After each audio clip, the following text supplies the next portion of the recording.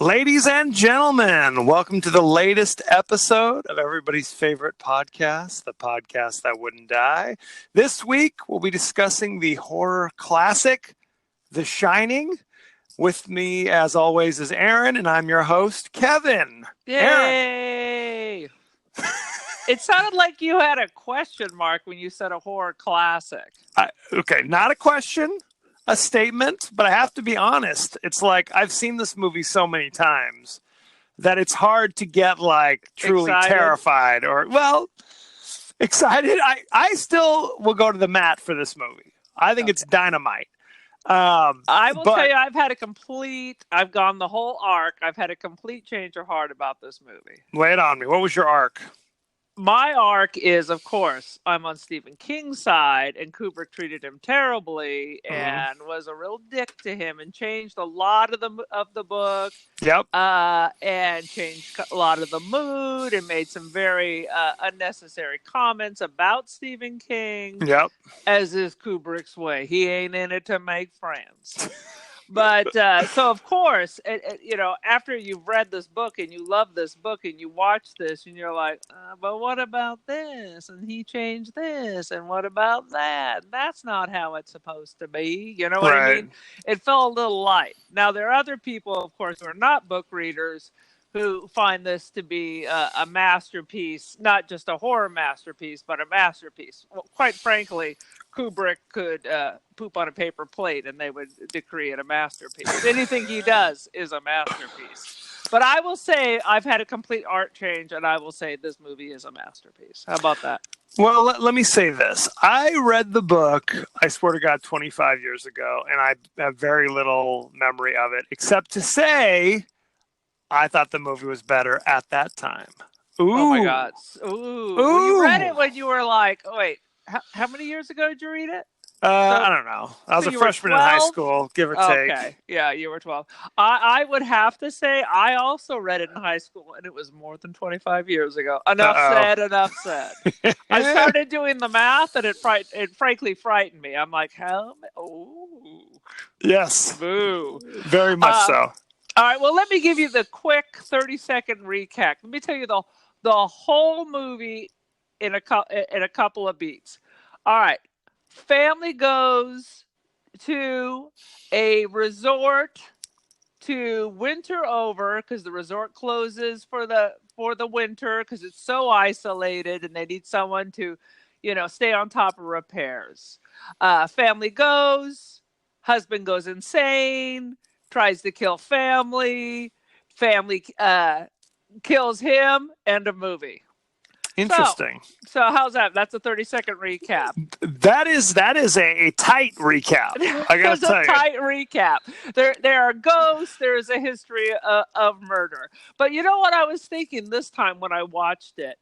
I could be so creative if I was trapped in that house for 6 months. I would have piles of art because, quite frankly, what else would there be to do? You could kill your family or you could get creative. Well, I love how raising your child is never on that list. I mean, this kid is running free 24/7. I mean, the whole movie takes place in what, a week or something? I mean, it seems like not a lot of time goes by. What do they say? It's like, okay, he's hired to be the caretaker of this desolate resort, and then it's a month later, and everything still seems like it's cool. Yeah. Right? They're like, oh, honey, I'm making you breakfast in bed, even though there is a kitchen in our little apartment. I'm still going to push us up 4 flights of stairs down from the industrial kitchen. That's right, because nothing like a good cold breakfast. Right, exactly. So it's like he wants to be a writer, right? He's going to be doing his writing, theoretically. Yeah. He's no longer a teacher. I'm now a writer, as if you can just declare yourself a writer instantly. Well, and it seems like there were mysterious circumstances. Basically, yes, we know it's because he's a drunk. Right. Well, he's been on the wagon for 5 months, right? Yeah, like for nothing. For 5 months. Yeah. So by all means, let's get into a real pressure situation. For sure. Right. We know he abused his child once in a drunken frenzy at one point. Exactly. He grabbed him and dislocated his shoulder. Like literally, they cut to social services interviewing his wife, playing it all down, but she know. That's not social services. That was a doctor doing a house call because remember, little Danny went into a fugue state at some point. Oh yeah. All right. So, did you watch this movie, or what's happening? What? I couldn't remember. I watched it over 2 days. This is true. So, cuts to a month, and then it's over the course of that week, things go downhill quick. Because what do they say? She's like, "Are you going to do? Can we go for a walk today, honey?" He's like, "Well, I suppose I should do some writing, but I have no ideas at all. I have no ideas about what I'm going to write about." Really, you're a writer with not even a kernel of an idea? You can't, there's nothing? Okay. Right. I mean, good times. And he's not doing any maintenance or anything. I believe in the book there was an issue with the boiler. You always had to keep checking the boiler. No.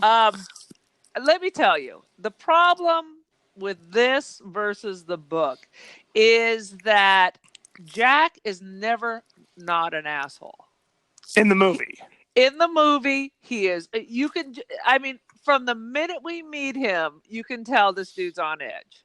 Right. He is never just so the potential for him to also, be crazy is not such a leap. Versus in the book, it's a slow build.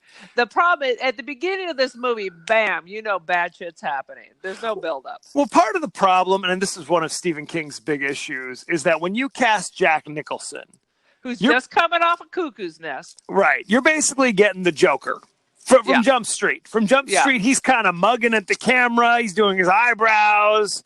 He's doing here's Johnny. It's like...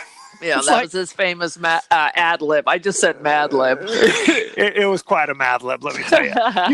So from Jump, that's what you get. So something's off. And it's like, then they cast Shelley Duvall. And I guess in the book... she's kind of like, all-American girl cheerleader type, where in the movie, she's just kind of a screaming, she looks like whining. Momo. No, she's Momo is what she is. I was just watching this. You don't have high school kids. You don't know what the crazy Momo that appears with the sunken eyes and all that. I see. Okay. I'll take your word for it. All right. So those are big issues. So I was watching this, and he's like, okay, I'm going to do some writing today. Everything seems cool. Okay. Then over the course... Let me stop you right there. Jump in. If you were a writer... Yes. Would you pick the largest possible room to put yourself in this tiny typewriter? To me, it felt like it would be so distracting. I wouldn't be able to concentrate. For me to be creative, I think I'm better in a small room, a quiet spot. This giant oppressive room. Right. And you're sitting there. This is where you choose to write. It just seemed very kind of edgy and strange to me. Okay, that's interesting. What I was going to say is, he seems cool when he's laying in the bed. And then the next scene where his wife brings him a sandwich or something while he's writing, he's immediately a total jerk. Yeah. Immediately, he's like, if I'm in here and you hear me typing or you don't hear me typing, that means I'm working. Never come in here. Flips out. And she takes it on the chin and she's like, okay, no problem, honey. I got you. I'm going to interrupt. That tells you this is not the first time he talked to her that way. You may be right. Maybe that's... if your wife started hissing at you like that, you'd be like, Let's take that again.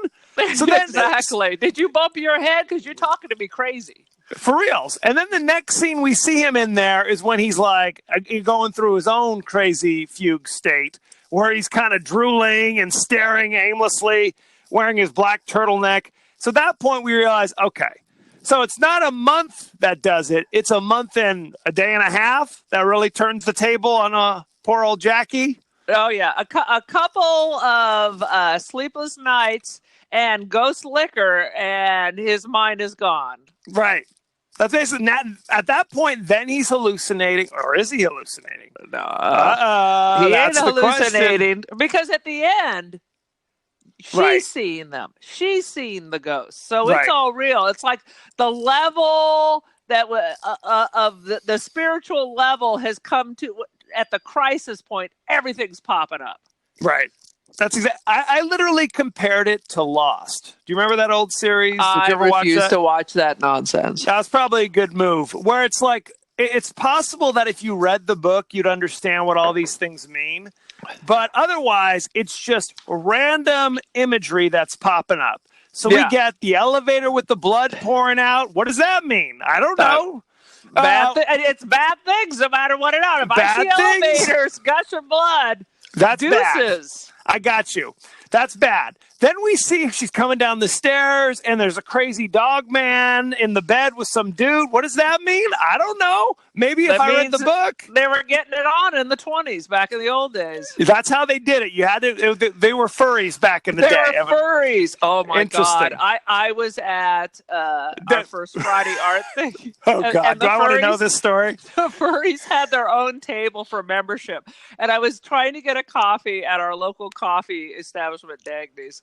And this dude spent 20 minutes trying to make change while wearing a glove with giant claws. Okay. I was like, dude, just take the glove off. If you don't know what a furry is, Google it or do yourself a favor and don't Google it.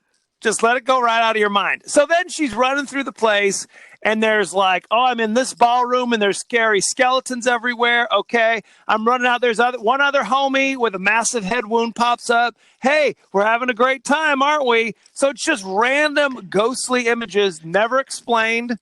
Okay, good time. So is there a polar bear? We're going to run down the hall as well? I mean, what's happening? You would think so. So in my mind, I'm guessing the Overlook is haunted. But no one else. I mean, what they say, like several years earlier, another caretaker blew a gasket, but no other time in the history has anybody lost their mind being the caretaker. But or did they not? Or just covered it up. Like every spring they come with like a shovel and a sack and scoop up the old caretaker and shampoo the rugs before the guests arrive. We can only hope. Who knows? All these ghosts could have been people I assume these are all people who have died through the years. Right. I mean, I guess that's what we're supposed to take. Earlier, we haven't even talked about what The Shining is. The Shining, Danny has this psychic ability that he shares with the cook of the establishment. Who also has the ability. They both have The Shining, and it allows them to see what's happened in the past and also see what could happen in the future. And they can kind of communicate with each other as well, psychically, it seems. Kevin. Lay it on me. Correct me. I'm guessing Scatman Crothers isn't shining so bright because he didn't see that axe coming into his chest. I was thinking about that. He ain't shining so bright. No, his shine's dimming a little bit. Yeah. How about calling the park rangers or whatever it is when you call when you're out in the wilderness to say that there's a dude with an axe who's about ready to chop his family off, and can you send some officers? No can do. Would you make a few phone calls? Make a few phone calls for me? A 70-year-old man's going to handle it. Yeah, by himself. Good times. The kindly cook Dick Halloran, played by the immortal Scatman Crothers. He's there to help out as best as he can.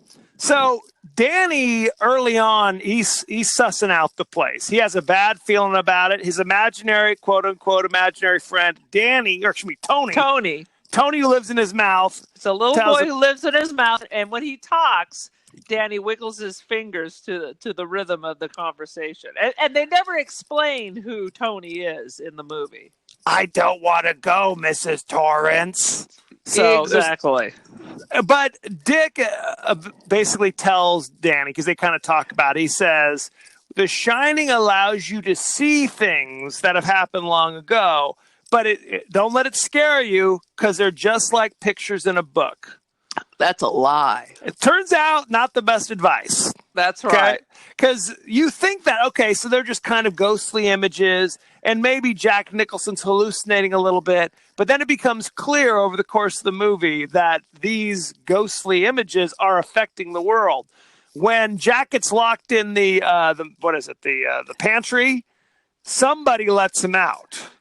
Yes. It seems like it's the ghostly Grady come to the previous caretaker is letting him out of the locked. Yeah. So it's clearly more than just visual hallucinations. These things have physical abilities. Why they can't chop people up, I don't know. If you could unlock one of those big heavy-duty industrial, I don't know what you call it, pantry with the crazy locks, it seems to me you can wield an axe too. So there are ghosts.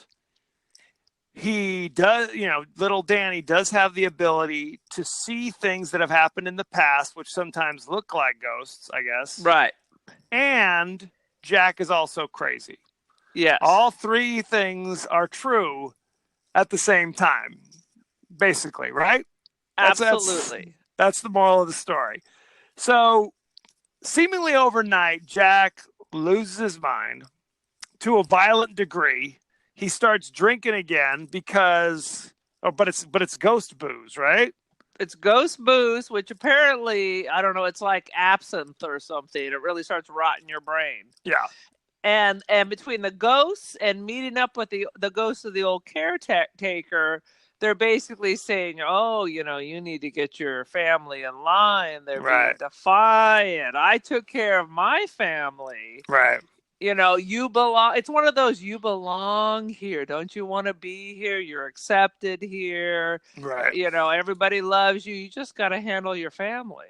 Handle your biz. So he meets, during one of his crazy bingy moments, he meets the previous caretaker, who is now also a waiter, evidently, and tells him how, my little girls were going to burn the place down however many years ago, so I killed them with an axe.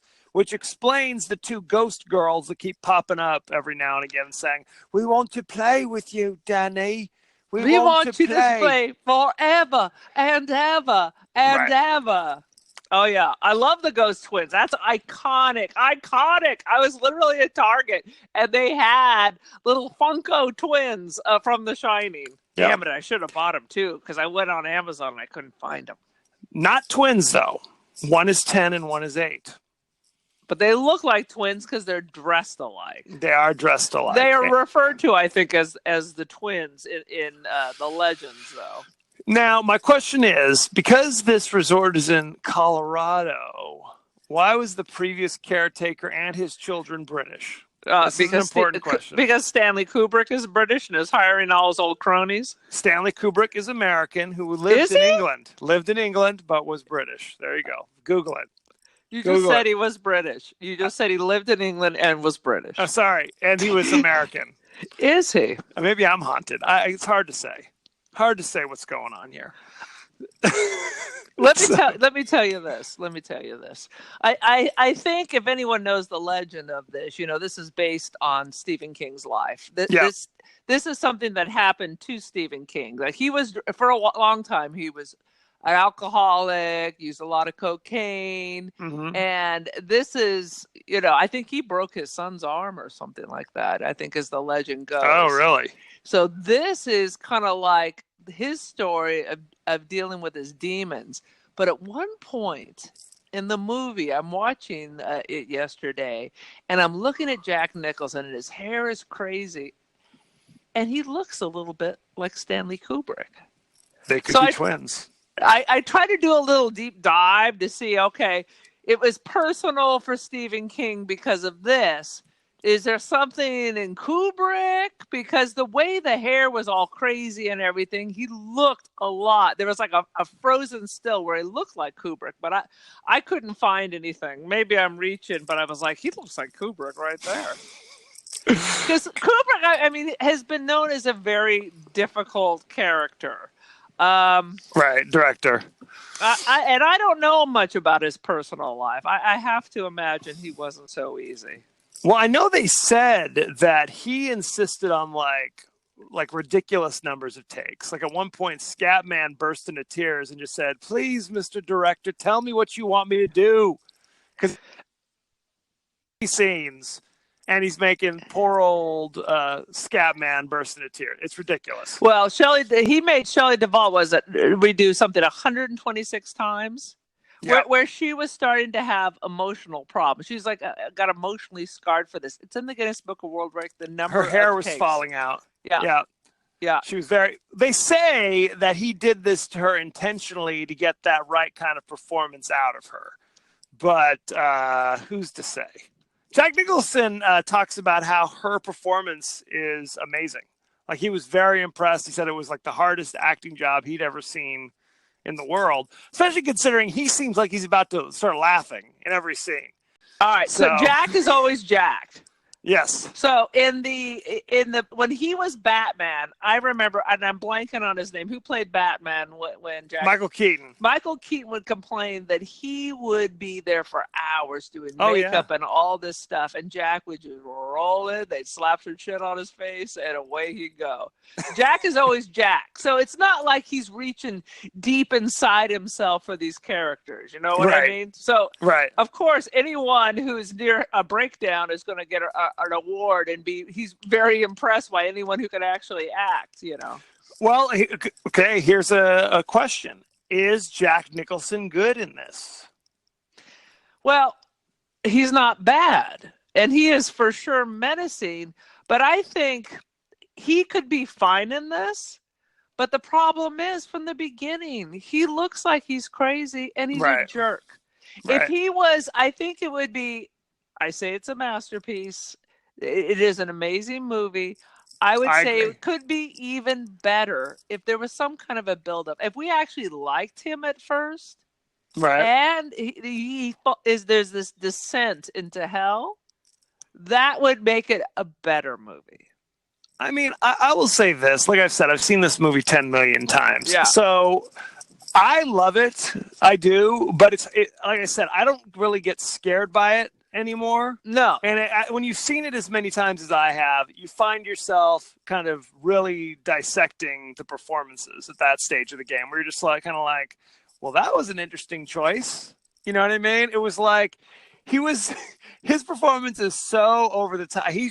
He's chewing scenery left and right. Now, that doesn't mean I didn't enjoy his performance. Yeah. But it's not like they had Robert De Niro up there. You know what I'm saying? It's a different beast altogether. No, you know? I think he can do it just fine. I think he's fine in the role. I don't have a problem with that. I mean, people in Hollywood used to be more worried about this. Oh, he was in this. People are going to think that in this new film, he's also that. Right. But no, I'm okay. I just think it would have been better if he was a likable character at the beginning, but he's never likable. Right. Well, they talk about that Stephen King wanted Jon Voight for this role. Well, he's a more sensitive kind of guy. I'm sure Stephen King thinks of himself. I mean, that was before Jon Voight had all his crazy crap. Before we knew the truth. Before we met Angelina Jolie and all this, and we learned the true depth of Jon Voight. You see a sensitive guy and his descent into madness. I'm sure that's how Stephen King views himself. Well, a made-for-TV movie Stephen King had his hand in, like was actively involved with, and it was Steven Weber played Jack Torrance. Steven Weber, you might remember him from Wings. From Wings, exactly. He was the wacky brother on Wings, and Rebecca De Mornay played the wife. Oh, the hand that rocks the cradle. From The Hand That Rocks the Cradle and Risky Business, etc. I really don't know anybody who saw it, and I don't think anybody had a good impression. I've seen bits of it. No.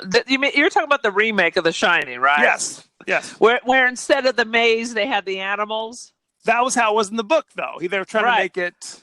I'm going to have to go back because I don't know why. I've seen snippets, but I've never seen it all the way through. No. But first of all, I would have never picked Steven Weber.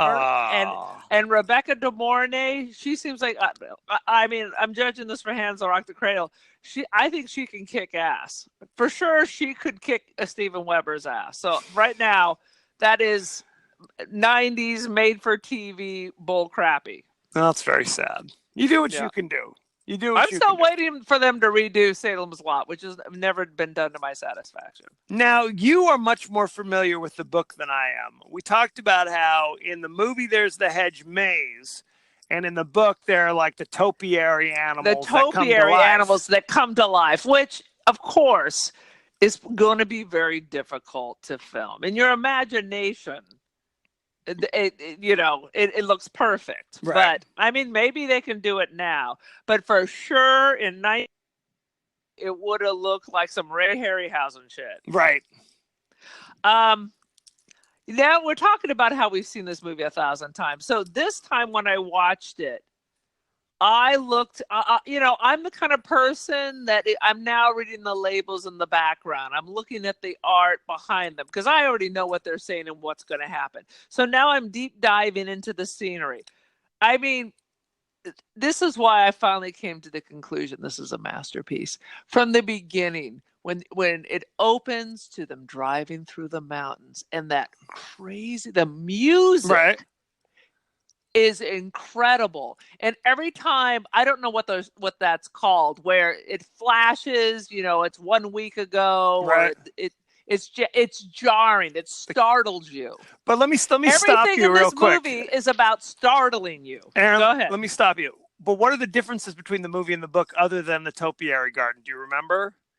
Well, we know who Tony is in the book. Tony is Danny as an adult. As an adult? As an adult. Oh, that's interesting. So Tony is protecting himself. He's going back through time and protecting Danny. Oh, okay. Helping him get through this. Okay. But otherwise, I read this 1,000 years ago. But there's more stuff about the ghosts and stuff like that. I mean, it's really more building. You learn more about the dad. Right. It's more building. I mean, he's still an a-hole in the book. But well, and they also said that the boiler, like you had to take care of the boiler, and that's actually how the book ends, if I remember correctly. The whole place blows up. Right. Because he's so caught up, and the ghosts are obviously not paying attention what they're doing. They're trying to get more bodies to stay in there, but he's so distracted about trying to kill his family that he's not paying attention. And the boiler, I mean, that's why they needed a caretaker to keep that place heated. And it's this is an ancient hotel. Right. So it needs to be monitored or it'll blow. And that's what ends up happening in the book. Very good. Very good indeed. No, I mean. So let's go back. Go for it. So everything about this movie is just meant to keep you off your feet. I'm telling you. Right. Between the what are those called when it pops up? In 1 week later, like captions or whatever. The little captions. I mean, they're abrupt and they're a little startling. So, did you notice that the credits at the beginning of the movie actually went backwards? Like usually you're used to the words coming down, but if you watch it, they're actually going up at the beginning of the movie. Noticed that, but I didn't notice that was anything strange. It was strange. It sets the whole tone. Yeah, I mean, there's so many things. At some parts of the movie, all you hear, the only music is a heartbeat. Right. That was super creepy. Yep. I mean, the music, whoever did the music should have won an Academy Award. And maybe they did. I didn't look it up. Google it. The music is amazing. Each one of these, every room they're in seems to be monochromatic. So it's red with dark red. It's yellow. It's blue. Right. I love that. God, and then the sets were amazing. I assumed the outside is filmed at that place in Oregon, but I assumed the inside was somewhere else. But I guess they're just sets. They're just sets. Because I was like, I love to go see those old hotels. And wouldn't it be exciting to go back into those places? I mean, they're basically the cruise ship of the old days.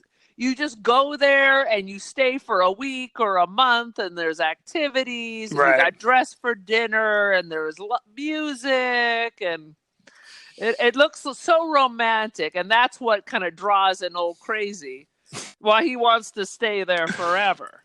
Right. It's like, did you see that Owen Wilson, what was it, the Paris one, where he wants to go back? Midnight in Paris, where he wants to go back. It's kind of like that, where now I can stay into this kind of a world. Right. Well, I have to say, apropos of not much, I enjoyed the interior decoration of Dick's room in Miami when he's having his...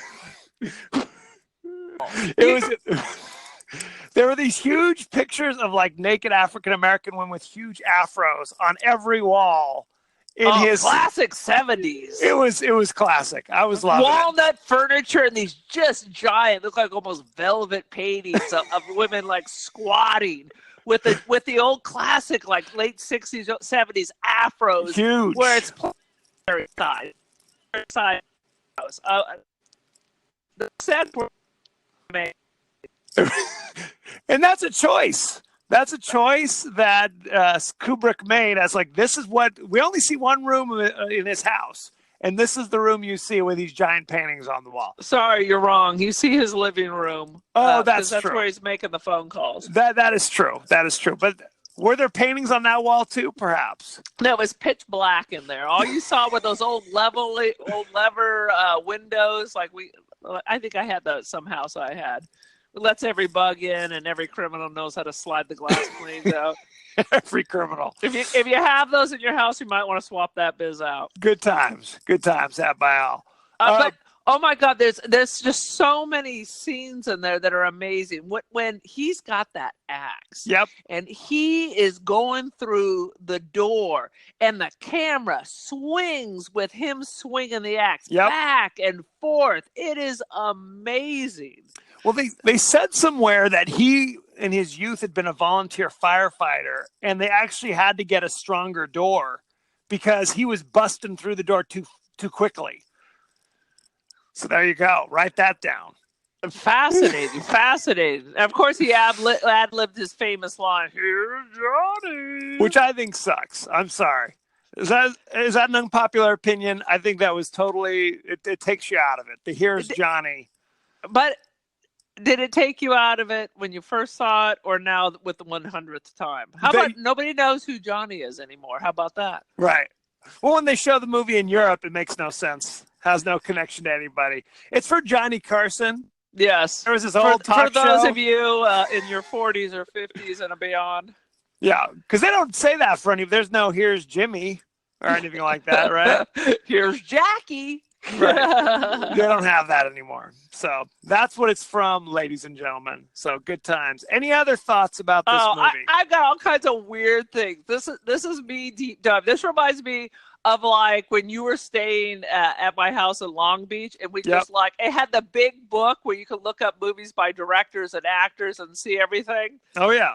All right. So at the beginning, when he gets to the hotel and he's coming to stay and he meets with the manager, there's another guy in the room. Do you remember that? Yes, of course. He doesn't really speak at all, right? No.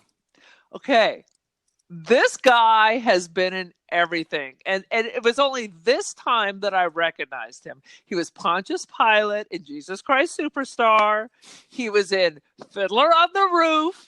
He was the one-time lover of Barbra Streisand. Oh, and really? I have this crazy list of stuff. He's Do you have his British. name? Yeah, his name is Barry Dennen. Okay. And let me see. I put Jesus Christ, Fiddler on the Roof, Trading Places, Kentucky Fried Movie, Titanic, Shock Treatment, Dark Crystal. Oh my goodness. He's like a buddy of Kubrick's. And he literally says 2 words in the whole thing. Mostly he's just following people around saying like, okay. Right. And that's it. He brings them into the office and he introduces himself, and then he just sits there in silence for the rest of the time. It's like, why is he here? Yeah, and later on in the movie for the tour, he says like, okay. Right. That's it. I want that kind of career, by the way. In every movie, you just hang out. How you doing? But it was very funny because I was like, that guy looks kind of familiar. Jesus Christ Superstar is my favorite musical at this point in my life. I make everyone watch it. We will not be doing that on this podcast. So Damn it, Kevin. Don't get any ideas. Is that ideas. The V2? I was just reading an article about Wim Wenders. I was like, maybe we can bring him back. No, we cannot. Veto. And let me see. There was something else I wanted to bring up. You, Jimmy Jammy, while I reread my stuff. Jimmy Jammy.